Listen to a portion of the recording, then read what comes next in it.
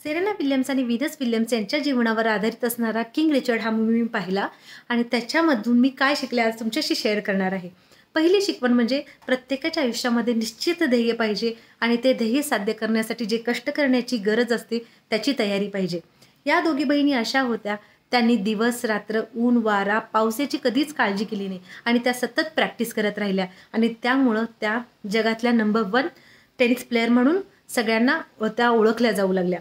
दुसरी गोष्ट म्हणजे तुम्ही कोणत्या धर्माचे आहात, जातीचे आहात, कोणता तुमचा रंग आहे, तुमची फायनान्शियल कंडिशन काय आहे, ह्या कोणत्याही गोष्टी तुमच्या सक्सेसच्या मध्ये येत नाहीत. त्यामुळं आपल्याला जर कोणती गोष्ट अचीव्ह करायची आहे, तर ती आपण अचीव्ह करू शकतो. फक्त तुमचा त्याच्यावरती विश्वास असणं गरजेचं आहे. ही दुसरी शिकवण. आणि तिसरी पण अतिशय महत्त्वाची शिकवण म्हणजे तुम्ही जे काम करता ते तुम्ही एन्जॉय केलं पाहिजे.